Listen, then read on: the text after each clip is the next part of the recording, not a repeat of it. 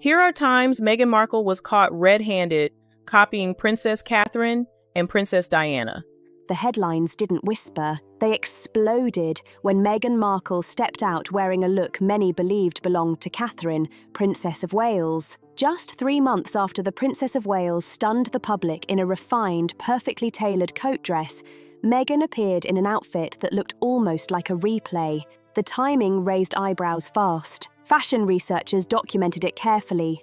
Royal commentators talked about it on every platform. People weren't imagining things. The similarities were clear. Observers pointed out the matching silhouette, the nearly identical color palette, the same style of hat, the same clutch formula, the same composed body language. Even the energy felt familiar. And this was not just about one coat dress. Analysts have tracked at least 15 separate moments where Meghan appeared to mirror Catherine's most iconic looks, signature causes, and carefully built public image. Number 7. That's the one even some of Meghan's own supporters quietly called desperate.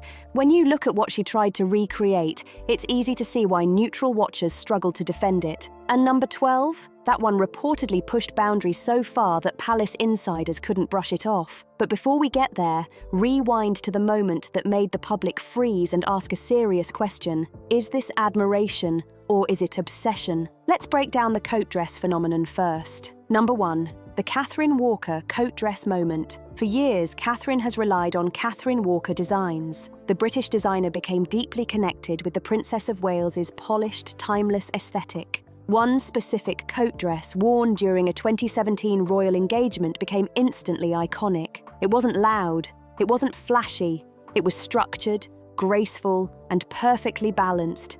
The fitted shape, the modest hemline, the coordinated hat placed just right, the elegant clutch. Every detail signaled royal sophistication without trying too hard. Then, just 3 months later, Meghan appeared at her first major royal engagement, wearing a coat dress that felt strikingly similar. The shape matched, the accessory formula matched, the styling approach mirrored the original, almost step by step. Fashion journalist Elizabeth Holmes quickly documented the resemblance.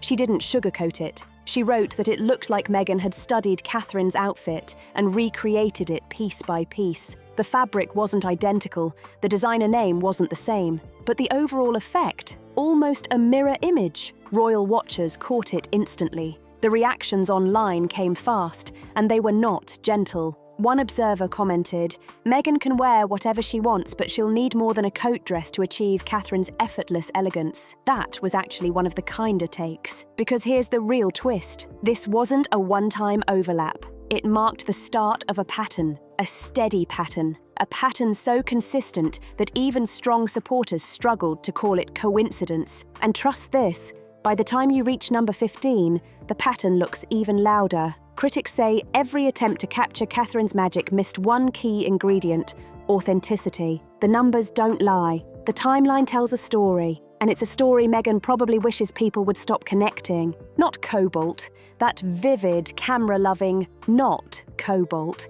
That vivid, camera-loving shade that commands attention without screaming for it. She wore it during her engagement announcement. She wore it while meeting global leaders. She wore it when she wanted to send a message without saying a word. That shade became hers in the public mind. When people saw that colour, they thought of Catherine, period. Then Meghan joined the royal family, and suddenly that same precise royal blue began appearing again and again in her wardrobe. Multiple events, multiple appearances, the exact tone Catherine had already made iconic. Fashion blogger Emma Louise pointed out that Meghan's use of royal blue noticeably increased after her royal entry. The shade was nearly identical, but critics claimed the outcome felt different. When Catherine wore it, the colour seemed natural, like it belonged to her. When Meghan wore it, comparisons exploded. One analyst said bluntly, "Catherine wears royal blue. Meghan borrows it." Harsh? Maybe,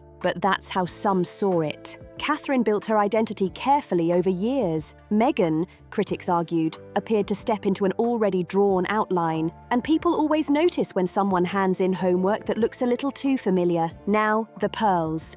Number 3, the pearl pattern. Catherine's connection to pearls runs deep. She's worn the late Queen's pearl earrings, elegant pearl drop necklaces, classic bracelets.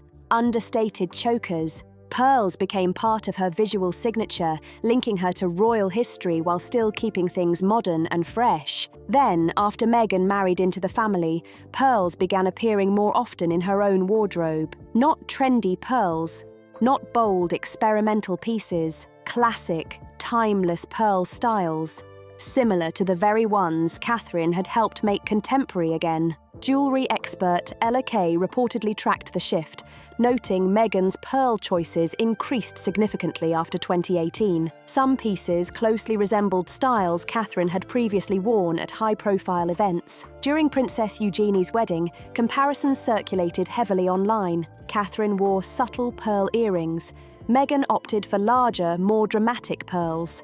One look felt effortless, the other felt intentional. Critics argued the difference wasn't about money, it was about presence. Catherine's pearls looked inherited, natural, almost lived in. Meghan's looked newly purchased and carefully chosen for impact. As one fashion commentator put it, "You can buy the jewelry, you cannot buy the grace." That line stuck. Now let's move into maternity fashion. Number 4, Catherine's pregnancy style set global trends. Structured coat dresses, soft empire waists, elegant heels even late into pregnancy, coordinated accessories. She managed to look both glowing and appropriate at the same time. Her approach balanced glamour with tradition, and many royal watchers admired that consistency. When Meghan became pregnant, anticipation built quickly. She had her own pre-royal fashion identity as an actress. Many expected something bold and different, something fresh. Instead, critics felt they were watching a highlight reel of Catherine's previous maternity moments. Coat dresses returned.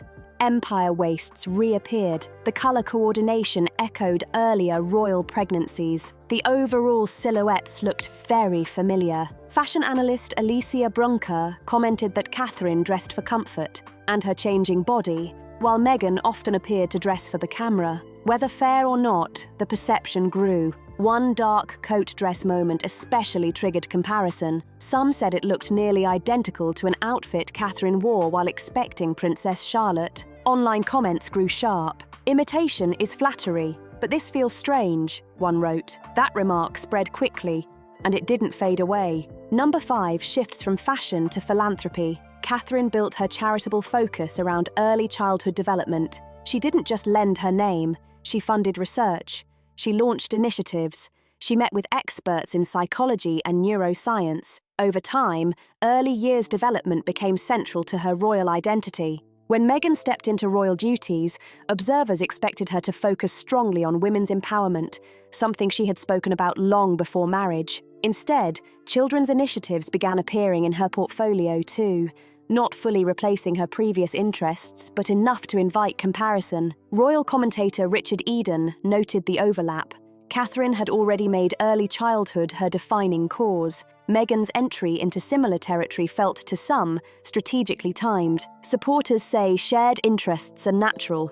Critics say the alignment felt calculated. The debate continues. One charity worker reportedly told The Times, "Catherine asks questions because she wants to understand. Meghan asks questions because she knows she should." Whether that's fair or not, that quote fueled discussion. Authentic passion versus careful positioning. People believe they can sense the difference. Now to number 6, casual style. Catherine transformed royal casual wear, fitted jeans, clean tops, simple sneakers. She looked relatable without losing elegance. School events and sports days became style moments without trying too hard. At Prince George's school sports event, her skinny jeans, striped top, and white sneakers became instantly recognizable. It felt effortless, natural, very Catherine. Months later, Meghan appeared in a similar combo. Skinny jeans, striped shirt, white sneakers. The elements matched closely, but critics said the vibe felt different. Journalist Alison Jane described it this way: "Catherine looks like she dressed in 5 minutes. Meghan looks like she rehearsed it." That contrast stuck. Catherine's casual look evolved from her pre-royal life. She wore jeans long before royal titles. Meghan's casual royal style seemed to shift noticeably after joining the family. Before marriage, very different aesthetic. After, strikingly aligned. People connect dots. They build timelines, they compare photos, and when patterns appear repeatedly, conversations grow louder. Now we approach number 7, the mental health initiative comparison. This is the moment even some supporters struggled to explain away. Critics described it as the most obvious overlap yet. The conversation around it became intense. The timing, the messaging, the presentation, everything felt familiar. Here's where things get even more interesting, because this next chapter didn't just involve clothing or colour or jewellery. It involved public advocacy. And when it comes to causes, the stakes are much higher. Pay close attention to what happened next, because this is where the narrative shifted from fashion coincidence to something far more controversial. In what was not just a symbolic partnership, but a carefully orchestrated collaboration. The campaign was the result of years of meticulous planning, comprehensive research, and extensive consultation with mental health experts across the UK. Its primary mission was ambitious yet deeply necessary: to challenge and dismantle the stigma surrounding mental health conditions, a subject often overlooked in mainstream discourse, especially among high-profile figures. Catherine's involvement, in particular, was both visible and influential. She recorded heartfelt videos discussing her personal struggles with motherhood, sharing experiences that resonated with families across the country, and giving the campaign an immediate human touch. Beyond video messages, Catherine actively engaged in panels, roundtables, and forums focused on anxiety, postpartum depression, and family mental health crises. She visited hospitals, met with affected families, and participated in discussions that required nuanced understanding and compassion. Her commitment was not fleeting. It was sustained over years, consistently showing her dedication to a cause she genuinely cared about. The campaign's success can largely be attributed to this authenticity. Catherine, William, and Harry did not simply appear for media opportunities. They immersed themselves in understanding the real-world challenges faced by those struggling with mental health issues. This hands-on approach distinguished the initiative as genuinely impactful rather than performative. The narrative changed dramatically once Meghan and Harry stepped back from royal duties. Suddenly, mental health advocacy became central to Meghan's public image. Her high-profile interviews, most notably the Oprah Winfrey special, highlighted her own mental health challenges, while initiatives under the Archewell banner prominently emphasized mental health awareness and programming. Meghan began publicly positioning herself as a mental health advocate, yet the timing made the shift appear more reactive than proactive, more strategic than sincere. As royal commentator Angela Levin observed, there was an uncomfortable parallel. Catherine had spent years quietly building her credibility in this space, whereas Meghan's efforts appeared overnight and heavily curated for headlines.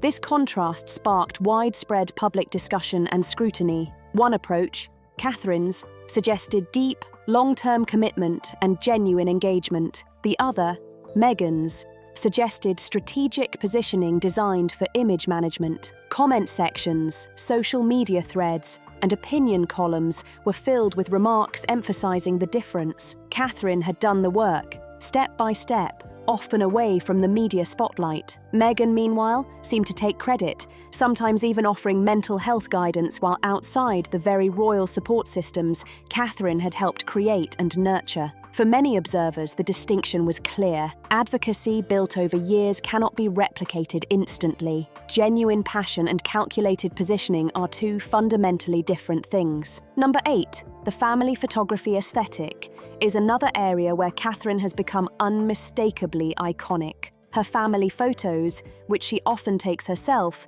are celebrated for their natural, candid quality. The settings are usually outdoor, with natural lighting, capturing genuine smiles, spontaneous moments, and playful interactions. They convey a sense of intimacy and warmth, giving the public the feeling that they are glimpsing real family life rather than a staged photo shoot. Catherine's ability to combine technical skill with natural storytelling is rooted in her formal art history education, her knowledge of composition, light, and framing, and her understanding of what resonates emotionally with audiences. Every image she releases is deliberately composed yet effortlessly natural, a delicate balance few can achieve. When Meghan and Harry began releasing their own family photographs, observers immediately noticed similarities in style: outdoor backdrops, relaxed poses, and attempts at candid moments. Yet subtle but significant differences became apparent. Catherine's images maintain an organic spontaneity. Smiles arrive naturally.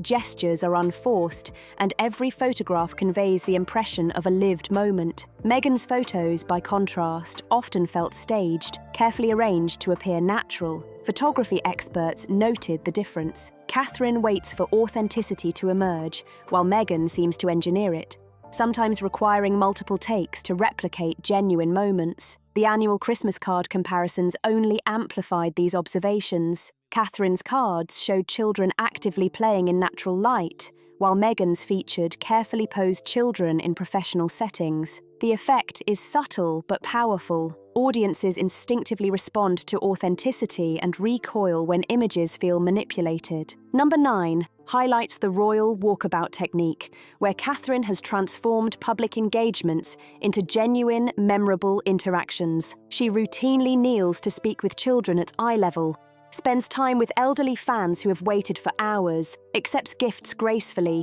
and reacts to public affection with visible emotion. Experts in body language have analysed her methods extensively. The genuine smiles that reach her eyes, the attentive posture, and the light but reassuring touches on arms or shoulders create a sense of sincere connection. None of this is rehearsed, and it shows. Upon Meghan's introduction to royal life, the public expected her to develop her own unique approach to walkabouts. Instead, many observers noted that Meghan appeared to replicate Catherine's style, copying specific gestures, kneeling positions, and conversational techniques. Body language experts, including Dr. Lillian Glass, pointed out key differences. Catherine's interactions demonstrate full engagement and alignment between facial expression, eye contact, and tone, while Meghan's often appear calculated, with frequent glances toward cameras and an overall performance-like quality. Royal correspondent Emily Andrews observed that Catherine focuses entirely on the person before her,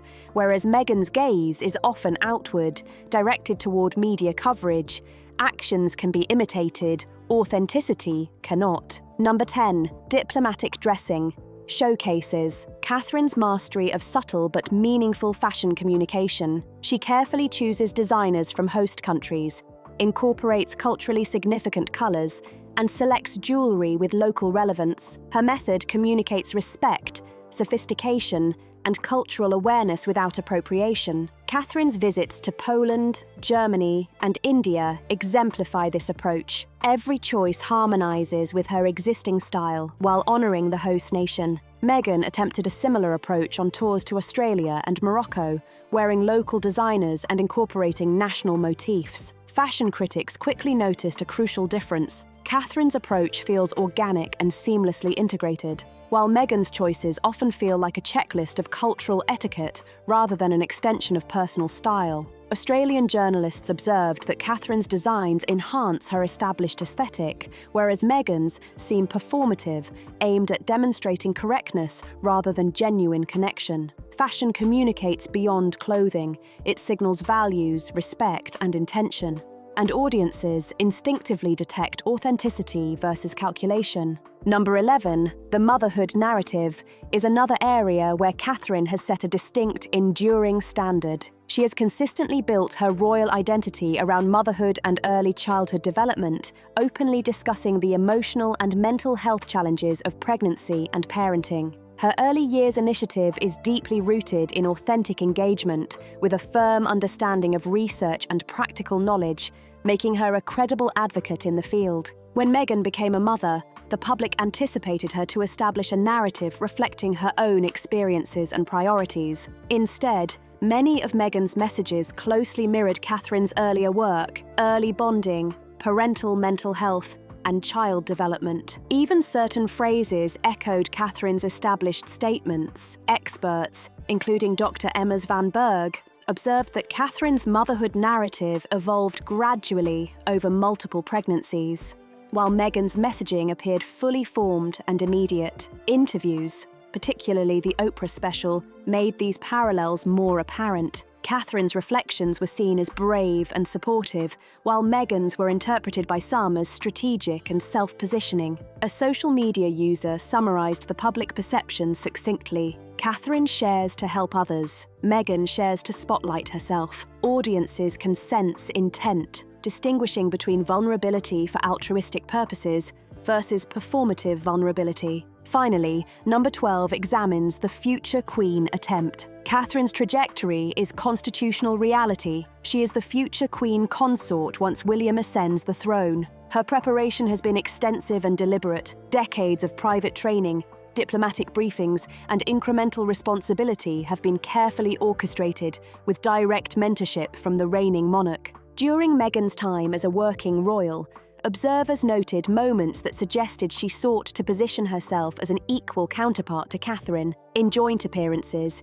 she sometimes shared attention in ways that subtly shifted focus, rather than deferring to the designated future queen. Body language experts highlighted instances where Meghan's posture, gestures, and engagement suggested an attempt to claim equal prominence. These behaviors became one of the most analyzed aspects of her public role, drawing attention to questions of hierarchy, protocol, and intent, and ultimately highlighting a fundamental contrast in approach between a monarch in training and a guest navigating an established royal structure. Royal commentator Richard Fitzwilliams offered a striking observation that many royal watchers had quietly suspected. Meghan Markle seemed to envision herself as Catherine's equal within the royal hierarchy, despite the reality that she was not. This wasn't a matter of personal tension alone. It was rooted in constitutional structure and ceremonial precedents. Catherine is married to the future king, a position anchored in law, tradition, and decades of preparation.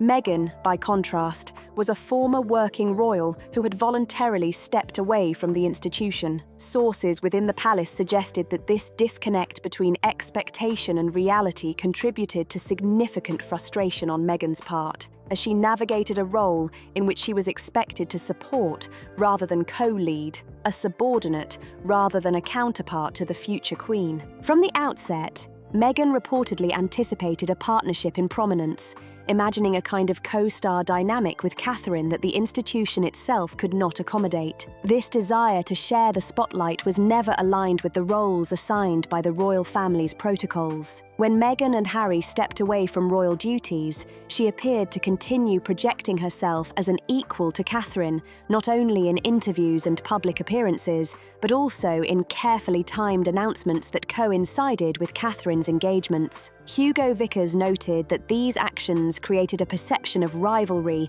even though the structural reality was simple. One is heir to a future queen, and the other had left the working royal sphere entirely. Over time, this contrast has only become more apparent, and even supporters of Meghan struggled to reconcile the perception with the constitutional truth. It's important to recognize that certain titles, responsibilities, and roles cannot be claimed through ambition or personal branding. They are conferred through birthright, sustained commitment, and public trust built over years. Catherine did not choose to become the future queen, yet she embraced the role with dedication, investing in private briefings, public diplomacy, and ongoing education about the monarchy's functions. This preparation, executed quietly over decades, is fundamentally different from attempting to imitate it externally. Meghan's actions, by contrast, have often emphasized visibility over lived experience, highlighting the gap between actual responsibility and aspirational positioning.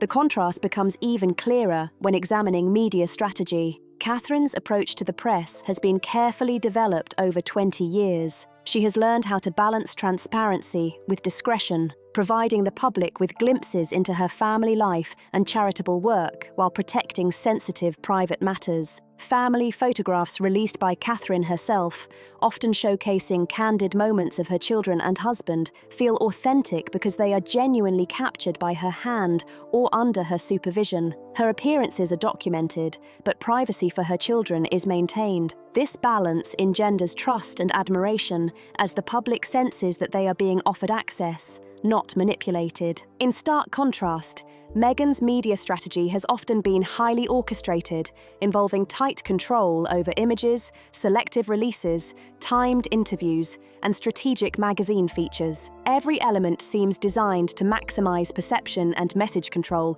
rather than to organically share personal life or service. PR expert Mark Bukowski observed that Catherine's strategy invites connection, whereas Meghan's can feel manipulative, fostering skepticism even among well-intentioned observers. People instinctively sense when they are being managed rather than genuinely included.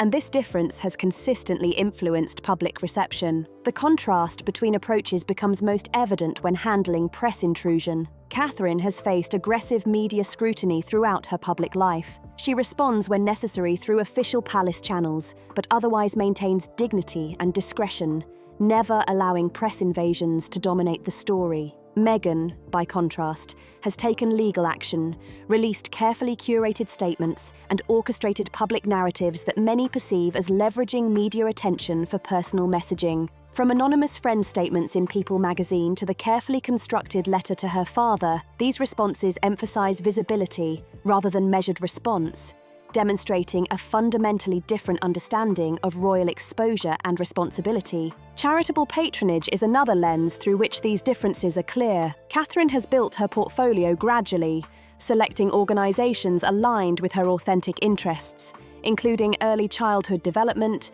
mental health, arts, and addiction recovery. She invests time in understanding each organization, attending engagements regularly, and becoming deeply knowledgeable about their operations and challenges. Her sustained commitment over years reflects genuine service rather than a desire for publicity. During Meghan's tenure as a working royal, she often selected patronages that overlapped with Catherine's areas of focus, including theatre, arts organisations, and women's empowerment initiatives. This overlap, some sources suggest, was intentional, aiming to establish a comparable public profile. Yet while Catherine approached each organisation with patience and study, Meghan reportedly sought immediate influence and visibility, prioritising how her involvement appeared over the long-term impact of her engagement. After leaving royal duties, her Archewell initiatives followed a similar pattern, fully formed programmes announced rapidly, echoing areas Catherine had been cultivating for years. The public, attuned to nuance,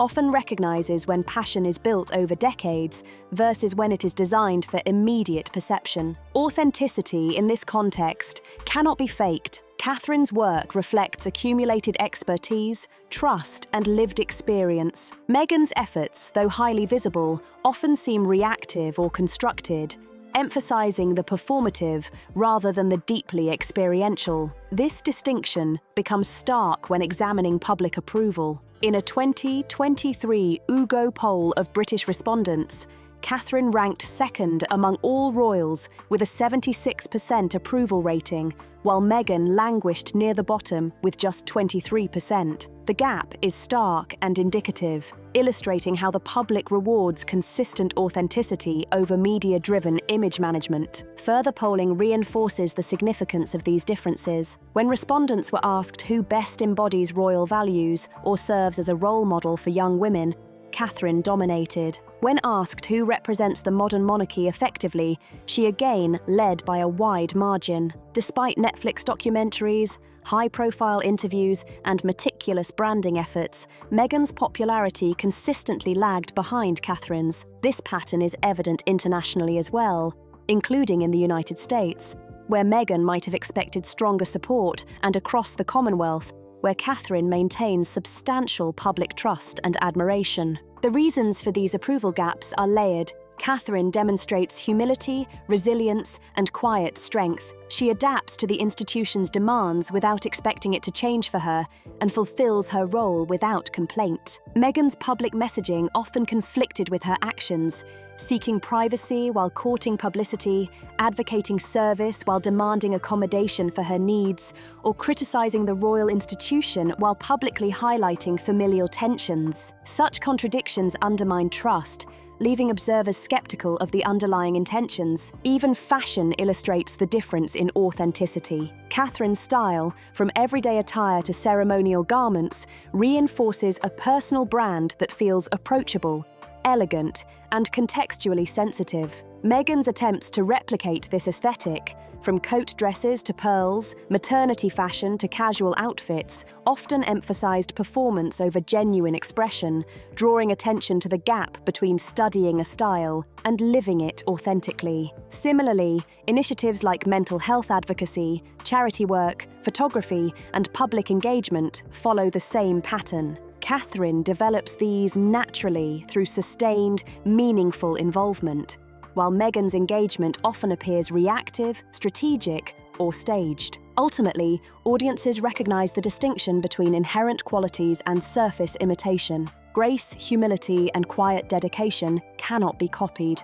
They are cultivated through lived experience, consistency, and authentic service. Catherine embodies these qualities, and the public consistently rewards them, as reflected in both polling and sentiment. Meghan's repeated attempts to replicate these attributes fail precisely because they lack the foundation of authenticity. She performed roles rather than inhabiting them, repeatedly emphasizing the contrast between lived service and personal brand cultivation. The overarching lesson is clear. External elements such as wardrobe, charitable causes, photography, and media strategy can be mimicked, but the internal qualities that give them meaning cannot. Catherine's decades of preparation, experience, and genuine commitment establish a foundation for public trust that no imitation can replicate. Meghan, despite strategic media efforts, interviews, and high-profile initiatives, cannot bridge the gap because authenticity is cumulative and experiential, not instantaneous or performative. In conclusion,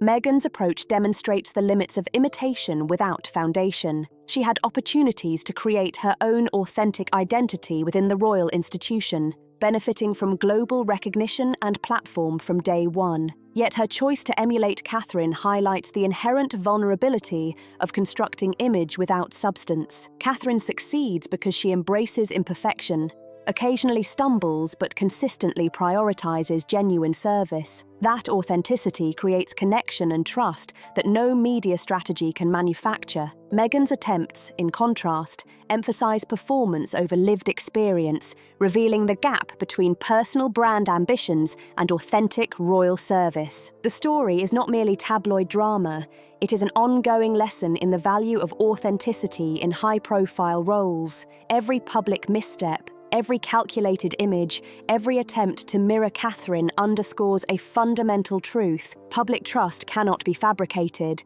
and the qualities that allow one to wear responsibility with grace cannot be borrowed. Catherine's enduring approval reflects a lifetime of dedication, while Meghan's efforts highlight the challenges of attempting to construct influence without foundation. If you found this analysis compelling, take a moment to share your thoughts in the comments below. Which moments do you think most highlighted the gap between performance and authenticity? And if you enjoy deep dives into royal dynamics and public perception, consider subscribing for more in-depth coverage. By joining the conversation, you'll gain insight into not just royal life, but how authenticity, service, and public trust play out on the world stage.